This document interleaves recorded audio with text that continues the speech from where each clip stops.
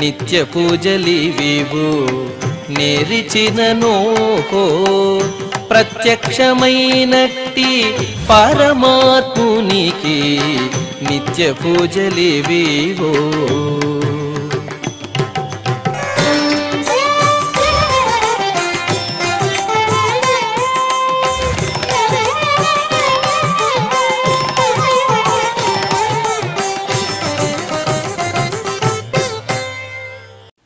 ఓం నమో వెంకటేశాయ.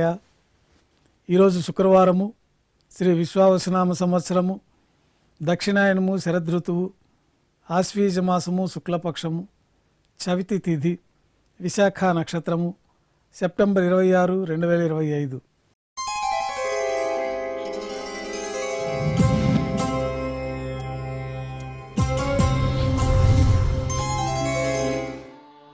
బ్రహ్మోత్సవాల సందర్భంగా శ్రీవారి ఆలయంలో అన్ని ఆర్జిత సేవలు రద్దు చేయబడి ఉన్నాయి. 3వ రోజు బ్రహ్మోత్సవాల్లో భాగంగా ప్రాతకాల ఆరాధనలు పూర్తయిన తర్వాత ఉభయ దేవేలతో శ్రీ మలయప్ప స్వామి వారికి యోగ నరసింహస్వామి అలంకరణ గావించి విశేష ఆభరణాల సమర్పణ పూర్తయిన తర్వాత మేళతాళాలతో ఊరేగింపుగా వాహన మండపానికి చేరుకుంటారు. సింహవాహనం పైన శ్రీ మలయప్ప స్వామివారిని వేంచేపు చేసి విశేష పుష్పాలంకరణ పూర్తయిన తర్వాత యోగ నరసింహస్వామి అలంకారంలో సింహవాహనం పైన శ్రీ మలయప్ప స్వామివారు బ్రహ్మోత్సవాలు 3వ రోజు ఉదయం 4 తిరువీధుల్లో వైభవంగా ఉత్సవాన్ని జరుపుకొని తిరిగి వాహన మండపానికి చేరుకుంటారు. బంగారు తిరిచిపోయిన శ్రీ మలయప్ప స్వామివారిని వేంచేపు చేసుకుని మేళతాళాలతో ఊరేగింపుగా రంగమండపానికి చేరుకుంటారు. రంగమండపంలో సళ్ళింపు కార్యక్రమాలు పూర్తయిన తర్వాత రంగమండపంలోని ఆలయంలో శ్రీ మలయప్ప స్వామివారు వేంచేస్తారు. కొద్ది విరామం తర్వాత మాధ్యాహ్నిక ఆరాధన కార్యక్రమంలో భాగంగా బంగారు పంచపాత్రలు శుద్ధి చేసుకొని శుద్ధ తొయ్యాన్ని నింపుకొని శ్రీవారికి ఉత్సవమూర్తులకు ఉపచారాలు సమర్పించి తులసీ దళములతో అష్టోత్తర శతనామాలతో అర్చన నిర్వహించి మాధ్యాహ్నిక నైవేద్యంలో భాగంగా అన్నప్రసాదాలు ఘంటానాదం మధ్య నైవేద్యంగా సమర్పించిన తర్వాత భక్తులని సర్వదర్శనానికి అనుమతిస్తారు. యథావిధిగా రాత్రి కైంకర్యాలు ప్రారంభమవుతాయి. ఉదయం సమర్పించిన పుష్పమాలికల గర్భాలయంలో సల్లింపు చేసుకొని బంగారు పంచపాత్రలో శుద్ధ తోయాన్ని నింపుకొని మూలమూర్తికి ఉత్సవమూర్తులకి ఉపచారాలు సమర్పించి కొత్త పుష్పమాలికలతో మూలమూర్తికి ఉత్సవమూర్తులకి అలంకరణ గావించి చతుర్వేద మంత్రాలతో మంత్రపుష్పాన్ని సమర్పించి నక్షత్ర నీరాజనము, కర్పూర నీరాజనంతో రాత్రి తోమాల సేవ పూర్తవుతుంది.